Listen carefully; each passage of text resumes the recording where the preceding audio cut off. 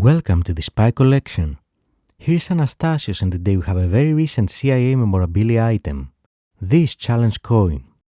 Earlier this year, we talked about a knife that briefly touched on CIA's Operation JAWBREAKER. That was a covert operation where less than a dozen CIA officers covertly infiltrated Afghanistan, literally days after the 9/11 attacks, to establish a partnership with local groups and fight Al-Qaeda-backed organizations in Afghanistan. One of the most iconic parts of this covert operation was how the CIA team was able to move around undetected. That was using a Russian Mi-17 helicopter. As we read in CIA's press release from 2019, 15 days after the attacks of September 11, 2001, on President George W. Bush's orders, the Central Intelligence Agency, CIA, deployed a small team into Afghanistan's Panjshir Valley. Its mission to launch US operations against Al-Qaeda and its Taliban supporters. JAWBREAKER, as the operation could be called, was the United States' first response to those attacks and stands as an exemplar of the extraordinary capacity of CIA and the broader US government to respond swiftly and decisively in defense of the country. The JAWBREAKER team of 7 agency officers, 3 aircrew, and 2 Afghan partners boarded a Russian-made, CIA-modified Mi-17 heavy-duty helicopter on what would become a historic flight. Today, exactly 18 years after the members of the Operation JAWBREAKER set foot in Afghanistan, CIA had the distinct honor of commemorating that mission with the dedication of the Mi-17 that shuttled Team JAWBREAKER over the Hindu Kush and into history. Adorned by the tail number 91101, the fully restored Mi-17 helicopter is nestled among the trees in a large green space to the northeast of CIA's original headquarters building. The rocky landscape on which the helicopter sits was designed to mimic the Afghan landscape in which the helicopter served so well. Hundreds gathered at CIA headquarters in Langley, Virginia, to see the helicopter in its final home and hear from the agency officers who played a significant role in the success of CIA's first response. And you can find this helicopter from open-source satellite imagery too in CIA's headquarters, here, next to the agency's massive parking lot.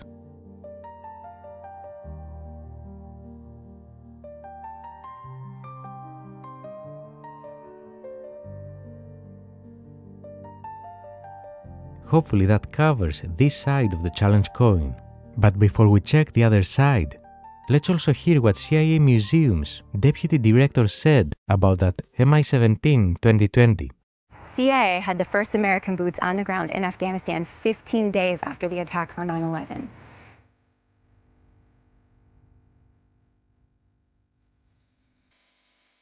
A CIA aircrew flew the JAWBREAKER team into Afghanistan on this Mi-17 behind me, taking the fight directly to the Taliban and Al-Qaeda. We chose this helicopter for a variety of reasons. One was because it did well in high altitudes. Another was because local forces were flying this in country, which allowed our officers to blend in. On September 26, 2019, the CIA had the distinct honor of dedicating this Mi-17 helicopter on our compound. Present that day were all of the members of the original first flight in, who, like many who came after them, risked their lives for their country. The Mi-17 is one of the largest installations on this compound, second only to the A-12 Oxcart aircraft.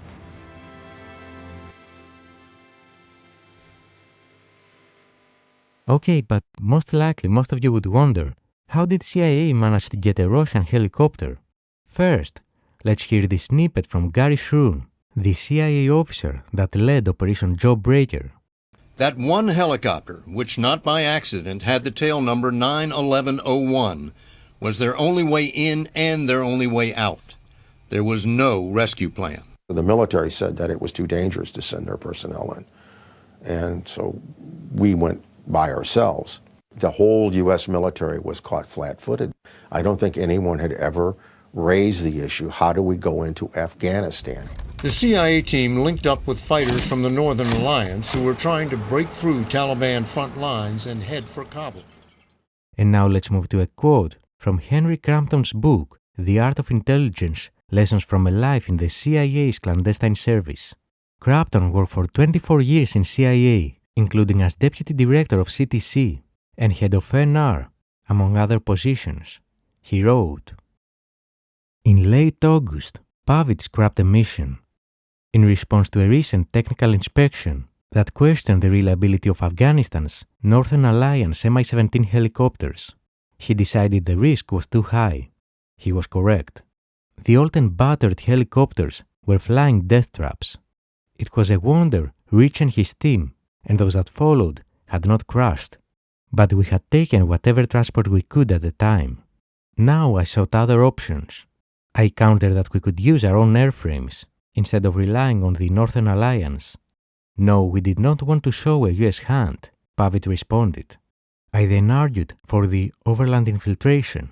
It was summer, and the high mountain passes would be open for several more weeks. I explained that non-government organizations, NGOs, like Doctors Without Borders, used a dirt track that ran from Tajikistan into the Panjshir. With a topographic map, I outlined how we could infiltrate. I noted the risks to the US interests and our responsibility to protect our nation. I stressed that our Afghan colleagues expected us, and we needed to keep our word. My arguments were useless. No go. In my argument, I stumbled near the edge of insubordination, but regained my balance and saluted. In our private deliberations, however, Coffer, Rich, Greg, and I wondered how unarmed aid warriors grew bigger balls than the CIA. The inability to travel to Afghanistan was unacceptable, and I eventually convinced Coffer to buy an Mi-17 helicopter. With our own airframe, one that we maintained and controlled, we would have the means and flexibility to carry out our missions. It was much harder convincing our 7th floor, but we prevailed. Buying the Mi-17 was not difficult, but the cover and logistic arrangements, followed by the delivery for the helicopter to the theater, took several months. When AQ attacked our homeland in September 2001, our Mi-17 was ready. We painted a new tail number on it, 911. It would transport our first Jawbreaker team into Afghanistan. Alright, so that helicopter was selected because it was the same as the ones already used by the Northern Alliance in Afghanistan, able to operate at very high altitudes. And CIA clandestinely acquired it, as we just read, but we can dig some more details from another book, The Bush at War, by Bob Woodward, saying that the CIA had purchased the reliable Russian helicopter more than a year earlier for $1.5 million. The Mi-17 is a workhorse, not a handsome machine, but it provided good cover. The US had upgraded theirs with better avionics, night vision capability, and a paint job to match the Northern Alliance fleet. Although this provides another piece to the puzzle, we still don't know how CIA acquired it.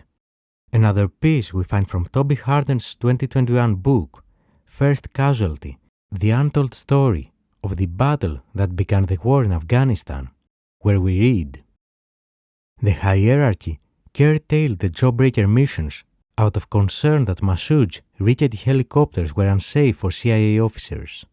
That prompted the CIA to buy its own Mi-17, painted in Uzbekistan Airways colors.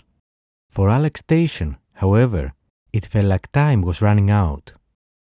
But still, how did CIA acquire this? According to this article by The Wired in August 2009, more than 7 years ago, a group of Americans traveled to Siberia to buy a pair of Russian Mi-17 helicopters for the CIA's post-9/11 clandestine operations in Afghanistan. As many black programs, the contract had elements of craziness. Contracting officials paid the multi-million-dollar contract on a credit card at an El Paso bar, and then used the credit card to rebate and redecorate their office. The team traveled under the guise of being private contractors, and the charter crew transporting the group abandoned the team in Russia in the middle of the night. Ultimately, a 5-year investigation into the mission led to the conviction of the army official in charge and the contractor who bought the helicopters on charges of corruption. The two men, currently in federal prison, are appealing their convictions. And here is the Department of Justice statement. Jeffrey H. Staton, 57, of Spotsylvania, Virginia, the former chief of the Aviation Division for the U.S. Army Test and Evaluation Command, ATEC, was sentenced by U.S. District Judge William S. Duffy of the Northern District of Georgia, sitting by designation, to serve 63 months imprisonment, 3 years supervised release, and a fine of $61,071. William C. Childry, 69, of Enterprise, Alabama, the sole owner and operator of Maverick Aviation, was sentenced by Judge Duffy to serve 27 months imprisonment, 3 years of supervised release, and a fine of $61,071.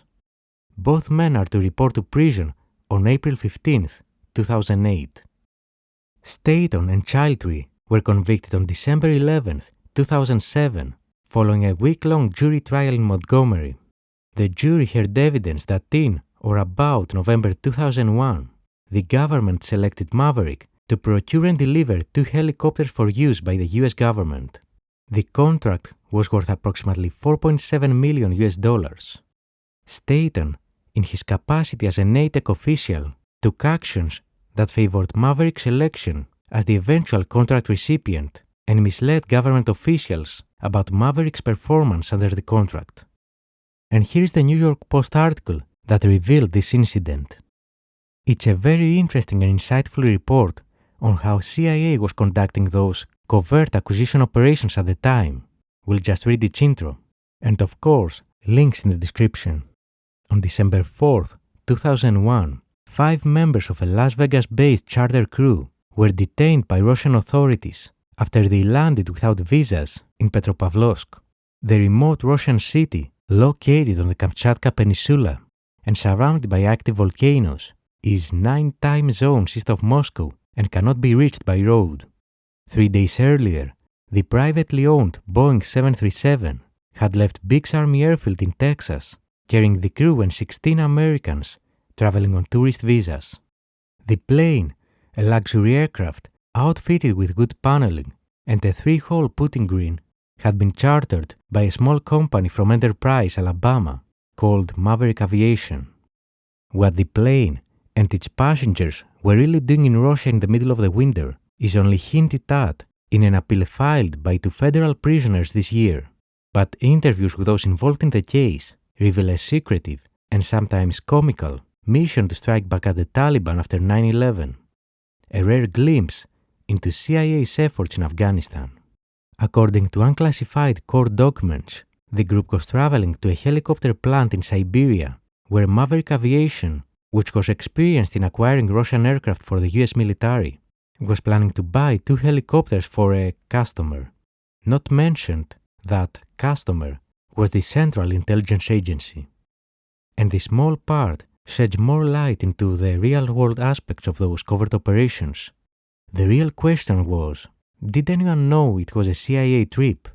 The CIA team had traveled under the amusingly obvious cover name of Donovan Aerial Surveys. William Wild Bill Donovan is regarded as the father of the CIA. The Russians in Ula-Ude were wondering what a group of private Americans were doing in Siberia in the middle of the winter, buying helicopters. They were very curious the whole time about why we were there. They would ask questions, "What are you doing?" Joe Perry, a master sergeant on the mission, recalled, "Our rooms were bugged. It was just unreal some of the things they were doing." Relations with the Army team had been bad from the start. Staton was unhappy with many of them, and the CIA considered them a nuisance. After one final arrangement, Staton informed the Army's Patterson that his team was going home immediately on commercial flights. The CIA team would finish the work on the helicopters.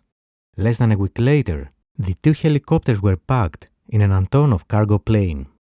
When Staton and the CIA personnel left Russia on the evening of December 31, 2001, they had just 30 minutes left on their visas. From the perspective of the CIA, the mission to Siberia, whatever its quirks, was a success. But the contract, which was administered by Army officials in New Mexico, unaware of CIA involvement, quickly attracted scrutiny From the Army Criminal Investigation Division, agents found some unusual things. For instance, Army officials paid the most of the $5 million contract in a credit card transaction in an El Paso bar called the Cockpit Lounge. More troubling, the file was missing signatures, included few of the required supporting documents, and no invoices. When asked by investigators to explain why he allowed so many irregularities to go unnoticed, Edwin Guthrie, the contracting officer, responded, "Sleep apnea." There were other strange aspects, all related to the CIA's secret involvement. Money allotted to pay expenses associated with mysterious subcontractors, CIA personnel traveling under fictitious names, helicopters bought by the military being given civilian registration numbers, another quirk of CIA aircraft, and a large cash transactions, typical of Russia. They, the government, really leaned on me, said Childry, noting that provisions, such as support for the CIA personnel, were added onto the contract at the last minute. Alright, so we're back, and here's the other side of that challenge coin. Grit, ingenuity, and determination are some very powerful values, but they weren't randomly selected. Those are regularly used by CIA to describe its history. Literally in the legacy section of the agency's official website, it says, "Our people's ingenuity, grit, and determination define our legacy." Having explained what this challenge coin represents, why, and how, let's talk a little bit about its origin. As we've mentioned in numerous past episodes, any visitor to CIA's headquarters in McLean, Virginia, will, almost certainly, include a stop at the agency's gift shop. One of the newer additions in the gift shop's collection is this challenge coin. And to be fair, that specific Mi-17 is literally in CIA's headquarters, as we've seen in this episode. So getting this challenge coin as a memento of that visit is a reasonable thing to do. Most people wouldn't even imagine that a spy agency will have a massive helicopter in the headquarters as a museum piece, and even more so, one with such unique spy history, including buying it literally from Russia through covert means. But that's another reason why we say that nothing is as it seems.